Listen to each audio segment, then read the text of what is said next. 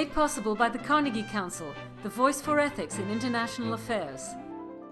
Welcome to the Carnegie Council. Today we have Bill O'Rourke speaking on corruption in Russia.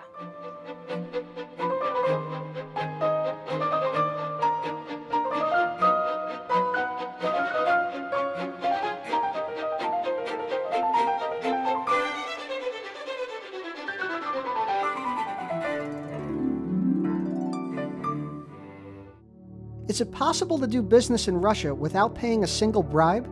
Alcoa VP William O'Rourke says yes in this roundtable discussion of business ethics. So, Bill, why don't we just start sort of overall? If you could tell me why ethics in business interest you and how you got started looking at these questions. Sure. I think these issues of ethics, they permeate absolutely everything we do, as everyone in this room understands that. It's from the little decisions we make to the big decisions we make. And it seems to me that they're at the foundation of everything we do. We've all had our jobs from the time we got out of school or even before that. And at the time, we were taught to follow the rules. And sometimes that's easy. And there are rules in place for how we pay our taxes and other things that we do. But oftentimes, there's not rules in place for what we do. And I think it's very important as you evolve in a corporation that you build the kind of culture where doing the right thing is acceptable. I'm approaching retirement from Alcoa, by the way, and that causes you to reflect an awful lot. And I reflect on people that I have had in leadership positions in my life. And I've been blessed by having leaders who showed the kind of integrity where you had the support and actually the expectation that you'd make the right decisions. So you find this at all levels throughout everything that we do, and I find it to be most important. I'm a firm believer that the companies that act correctly succeed, and they succeed in the long term. And it's imperative that we do that. And now I've had the opportunity to be exposed to a culture like Russia. I was there from 2005 to 2008. And there you learn that some things could be a little different. And that's been a most successful learning experience, I would say. Yeah.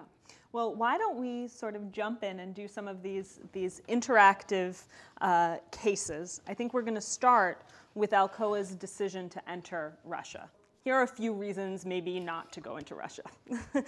Paul O'Neill, who we talked about earlier, former CEO of Alcoa, went in 1996 to see if there was an opportunity there for Alcoa to enter the country. He had a handshake deal with the head of a smelter there.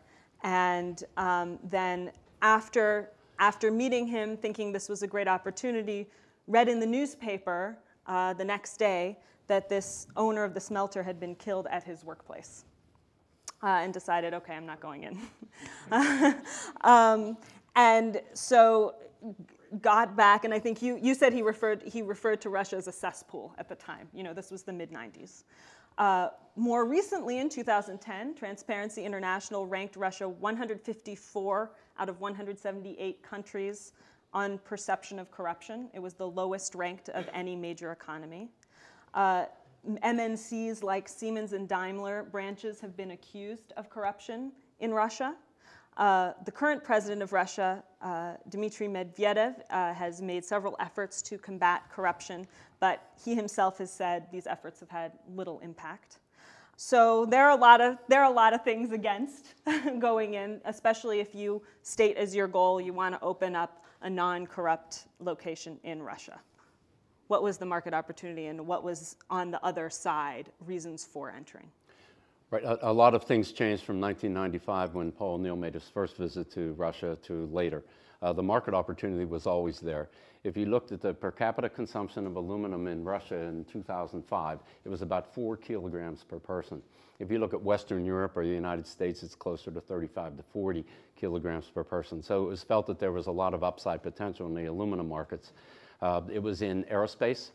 All of the airplanes in Russia needed replaced, and they were projecting that the aerospace industry was going to take off. In the packaging area, they put almost nothing in cans. The beverages were put in glass, and they were put in plastic containers, and there was an upside for the packaging industry. So the market opportunity was there. Also, there was a good deal. We perceived it to be a good deal. We could buy some pretty good assets for $257.5 million. There were 2 large manufacturing plants that we wanted to buy. The facilities were enormous. The facility in Samara was 388 acres, had 129 buildings. It had 8,000 employees just at that location. We had another 7,000 employees at the plant that was in Belaya Kalitva in the Rostov region. So these were big facilities, and $257.5 million didn't sound like a lot to pay for them. However, 15 years earlier, the Russian government sold these facilities to private industry who neglected them for 15 years. They were going to need a lot of investment. They were going to need about $700 million of investment in 3 years, which was an awful lot. So we decided that we could make that investment and we could be in a position to seize the market opportunity when the business turned around. Did you measure the potential of corruption in Russia when you decided to enter? How much work did you do? What did you find? And how did you make the decision? An excellent question. If you think about what you're going to run into in Russia, number one on our list was corruption. Second was bureaucracy. We also separately identified the Russian mob that could possibly interfere. Negatives that will be associated with layoffs. These facilities had about 10x the people that we would have in our good facilities, and then government interference. So we decided that we needed to establish relationships in the organization throughout the country, and we would start with the government. So we hired experts. In fact, Tom Graham, who's sitting next to you, was one of the experts that was hired by Alcoa to first help us identify who are the people that we need to build the relationships with. And we need to identify them because they had governors, super governors, mayors, and then people that were in the cabinet. And we did do investigations and felt that we would get support of the government to avoid corruption at the high levels. That's what we believed that we would get going in. So that's the kind of way that we investigated. We also talked through people like the American Chamber of Commerce, which is a group of Western companies that get together, the U.S.-Russia Business Council, a group of companies that get together and ask, what are your experiences in these areas? We were also buying an industry that was of strategic importance to the Russian government. So it was very, very questionable whether they'd even allow us to buy 100% of these facilities. We were going to sell into their aerospace industry. They were going to watch us very closely. It actually took a vote of the Duma to allow this to happen. So it was pretty high level, and we felt with that kind of visibility, we could push through corruption and bureaucracy, et cetera. So if you want to talk a little bit about the approach Alcoa took and what it was like once you got there. Right, Alcoa decided to go into Russia. We paid the $257.5 million, and we knew that we had to invest a lot more. We brought a lot of expats into the operation at the beginning. There were 62. And we made a mistake. We linked an expat with a Russian. So there was an expat and a Russian as a leader in each of the departments. And then we realized the Russians want to know who's in charge. They want to know who's the boss. That's their culture. And we created 2 bosses for all of them. It was terrible. So we dismantled that in a couple of weeks, which was a shame. But Alcoa thought that we could bring some of our culture in, and it would help. First is safety. The safety culture in Alcoa is very, very high. The safety culture in Russia was about as low as I've ever seen whenever we entered the area. These 2 facilities averaged more than 4 deaths a year for 50 years. That's terrible. And the lost workday rate and recordable rates were terrible. They didn't wear safety shoes, hard hats, earplugs, eyeglasses at all. The people working in a cast house weren't wearing heat reflective clothing. So we brought all that to bear. We explained what the rules were. By the way, Russia, I think, is the most literate nation on earth. These are smart people. Once you explain the rules to them, what the consequences are, they follow the rules. The Russians followed the safety rules very, very well, to the point that in 2006, the first full calendar year that Alcoa owned them, there were no fatalities in those operations. And the Russians said that was just luck, but it wasn't. Alcoa has a pretty strict ethics and compliance program. We have the compliance line, of course, corporate compliance officer, the compliance investigations that go on, et cetera. We found the Russians were very reluctant to use the compliance line and to report anything. Probably because of the cultural practices of corruption that were there over time.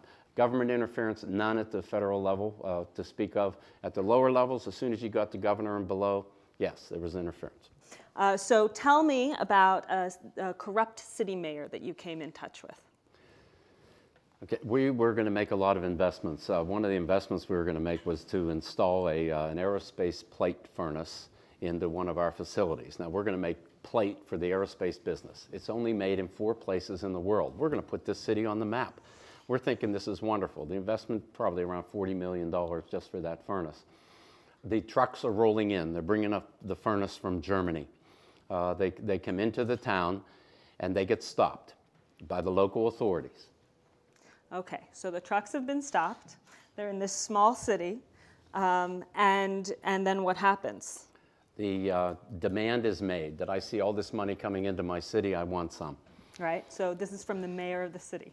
And I've decided it's 250,000 rubles, which at the time is $8,000 or $9,000. Okay. Or the trucks don't roll. Right.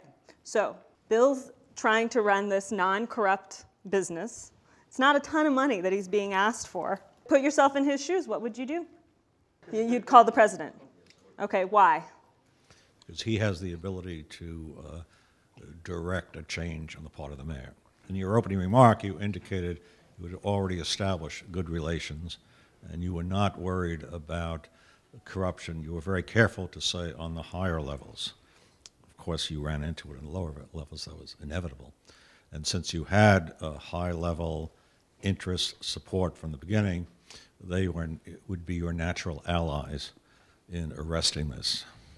I mean, the issue really is if you succumb to that easy $8,000 bribe, then it's going to multiply, and everybody's going to have their hand out, and you'll just never get anything accomplished without $8,000, $10,000, $12,000, $15,000 every time you turn around. So you're ready to take a stand. Don't you have to ask in the Russian context, is this in fact a bribe?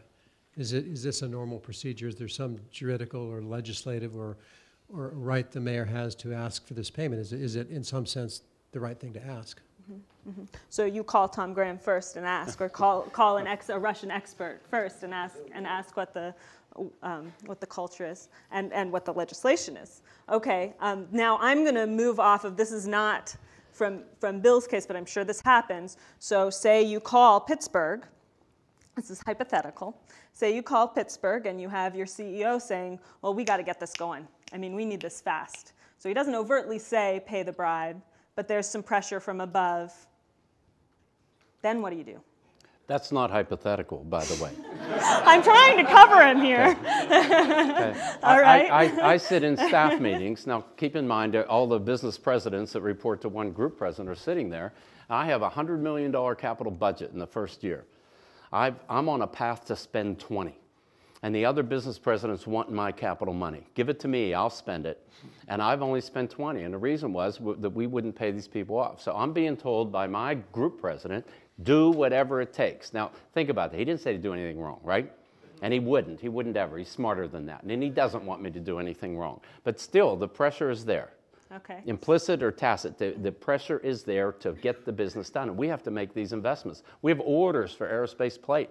And now the trucks are stopped. Much then depends on your skill and your company's skill at raising these implicit issues to the level of explicit, and how practiced you are and how practiced your president is at literally saying there is a line that we cross, or a line of which we define as corruption. Maybe it's a monetary line, maybe it has something to do with the kinds of circumstances that John and everyone have been talking about. If you can't have those kinds of conversations, then you're reduced or elevated to absolutes.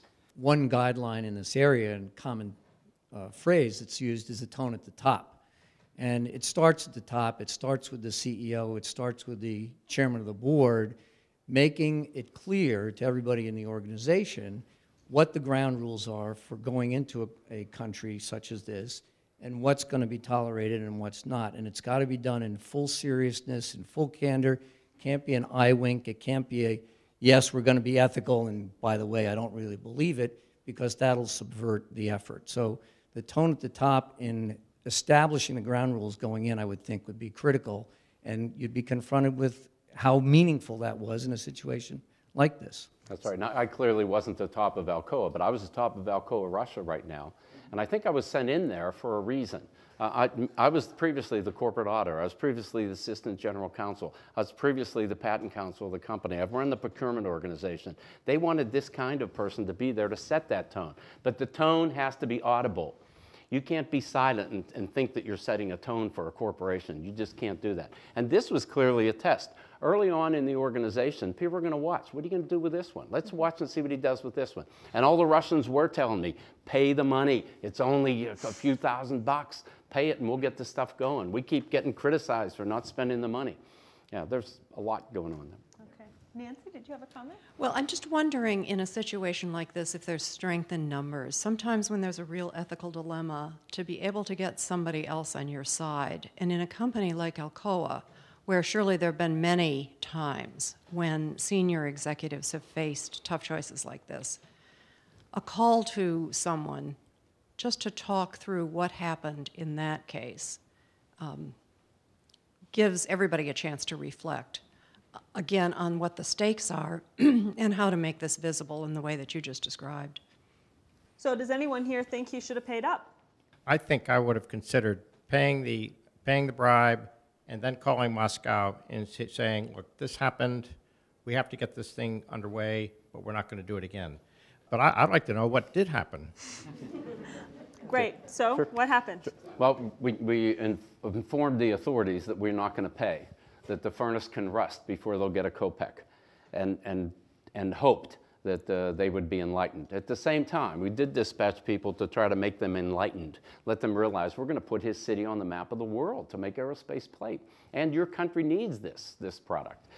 So we tried that way as well. We thought about calling the authorities, but because of the fact that the federal government doesn't always have authority over the local, we didn't do that. We also didn't do it because this was only one of many examples I can tell you about. We were in a supply chain where the Import-Export Office doesn't let anything move until you pay them. And we told them, sorry, we're not gonna pay you, and it wasn't moving. And that's why we were only spending $20 million out of the $100 million budget the first year. I called some other companies and asked them, what do you do? They pay. Every one I called said, oh, you pay. It's only $8,000, just pay. That's part of it. Isn't that terrible? We did talk to the federal officials, and we told them what was going on in different places. And I'm sure they did say something somewhere along the way. But this was very, very frustrating. Somewhere along the line, it was about 18 months later, something happened. Something happened. Maybe they realized you just don't get money from these people. So the second year, we spent $120 million. The third year, we spent $200 million. And we started to spend the money without interference. But it worked by sticking to our guns. And people must have realized you don't get money from them, let it go. We'll get it other ways or whatever. I won't say that some of the suppliers didn't increase their prices for some reason and say that, okay, we're going to give you expedited service, but you're going to pay a little bit more. But it was transparent. It was known, it was identified, taxes were paid on that amount, so we didn't have any issues with that. But about 18 months later, it seemed like a veil was lifted and things happened. Corruption in Russia really is at some level, it's pedestrian. You face it at every moment in your life growing up. Anybody who's driven a car in Russia knows that if you're pulled aside, you've got to make the split-second decision of whether you're going to pass over the 100 rubles or have something worse happen to you. And almost everybody passes over the 100 rubles.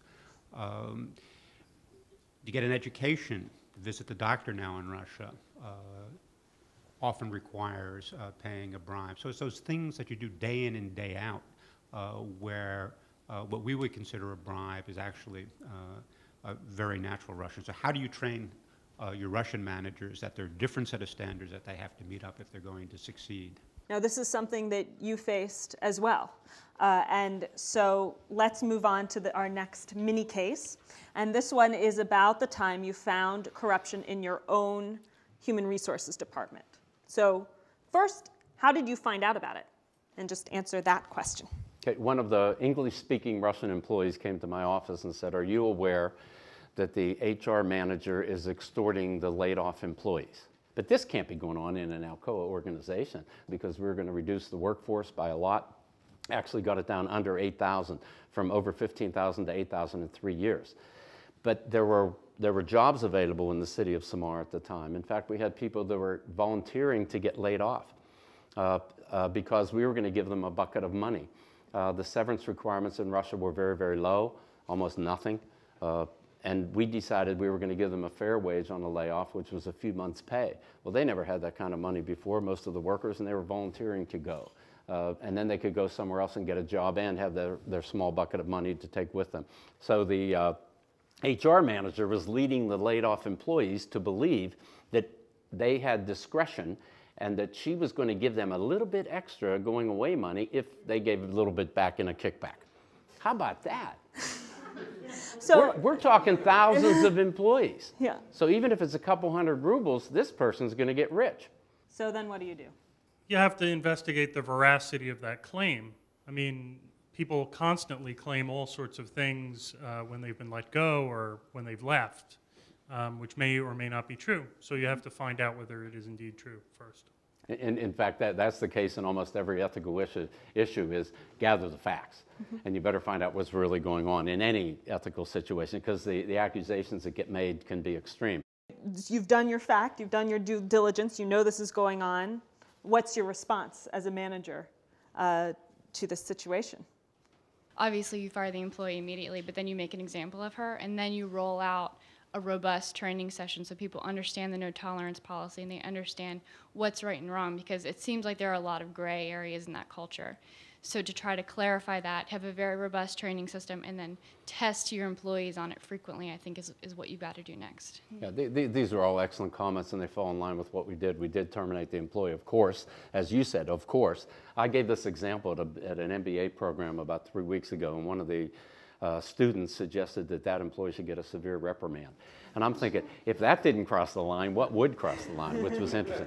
But, so termination, definitely, but then restitution. Let's go after this person to get that money back. And in some jurisdictions, you'd actually invoke criminal conduct for that kind of behavior and give that to the authorities. Yes?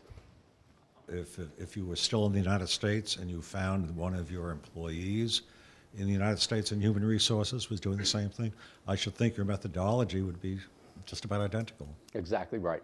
Exactly right. Although, in the United States, our employees would have known what the severance policy was. They would have known what they were entitled to. We lacked transparency. So we had to put that program in place of not only educating the HR department, but educate every employee that this is what you're allowed to get in a severance situation. And that was the mistake we made. We didn't let all the employees know. You have to let the people know what's going on. You have to let the employees know what the rules are and what the sanctions are going to be. For example, they drink in Russia. So we publicized for the first full month we were there, February of 2005, intoxication is grounds for dismissal. And we let people know that. If you're found intoxicated at work, you will lose your job. In March of 2005, 88 people lost their job for intoxication. Most of them on the way out, which astounds me, but I found that interesting. The next month, it was about 60, then 40, 20, and now it's a handful a year, which is interesting. You explain what the rules are, you explain what the sanction is, and then follow those rules. But we lack transparency in that severance problem. Well, we should have instructed every one of the employees that this is what's going on. Consider the possibility of reimbursing those employees since one of your employees had extorted them? Every one of them was reimbursed. In fact, some of them that weren't extorted claimed that they lost the money too. Of course, of course.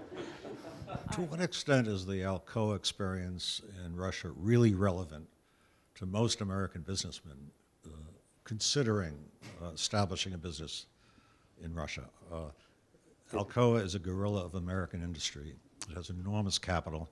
It has enormous influence in the United States government, close ties to the American military establishment. You set the groundwork by establishing contacts with the highest levels of the Russian government. So you were positioned in a way that most American businessmen would not be positioned if they were going to try to establish a plant or plants in Russia. That's a great observation, because our context would probably pertain to people like Coca-Cola, who's very successful there, PepsiCo is successful there, Boeing, those kind of BP and other big giants. But for a medium-sized corporation to come in, they're going to run into an awful lot more problems. I know, and I appreciate that. Yeah, it's completely different. They'll see the same petty theft that we talked about before at the big and the small corporations. You could deal with different ways. But at the higher levels, I'm sure we avoided an awful lot because of size and influence, right? Bill, I do want to ask you, we started out saying you're entering this period of reflection. You're talking to lots of different business classes and looking at your experience in Russia as well as over your whole career. Could you share your approach, your umbrella approach to ethical decision making? What are you able to distill from all of these situations that you've been in? And tell us why it's important to have that kind of informed approach for top managers. I've tried to look at an approach for addressing ethical issues, and the first step is, of course, gather the facts. And there are so many people that don't do that. They jump to the conclusion or the sanction before they gathered all the facts. And it's all the facts, not just the ones you heard, but what's really going on. Then you identify all the parties involved, and there's a lot involved. So when there's an ethical issue, you're going to find that there's an awful lot of parties involved. And you have to identify all of them and what their interests are. Then identify the consequences and the obligations to different people, different organizations, and consider character and integrity. And especially for leaders. A lot of you advise leaders in different places. Whenever that leader makes a stance, they're going to reflect their own character and integrity and what they're trying to build in their own organizations. And they do have to speak out and say what they're trying to do. We can come up with creative solutions to some of these issues. And there are sometimes creative solutions on how to address an ethical issue. And then my next to the last step is to check your gut. You can feel when something's wrong. It's a visceral reaction that this is right or this is wrong. And we can feel it. We know that. Some of it comes with maturity and education, but we can feel when something's right and something's wrong. And then the final step is act. Not acting is acting in the ethical issues. And you often have to act fast. You have to look at your watch, not your calendar, and get a decision made. And sometimes it won't be the best decision, but if your compass is pointing at least generally north, you'll be glad you acted fast. And that's generally been my approach. Yeah. Well, Bill, this has been wonderful. I think you deserve a round of applause. Everyone.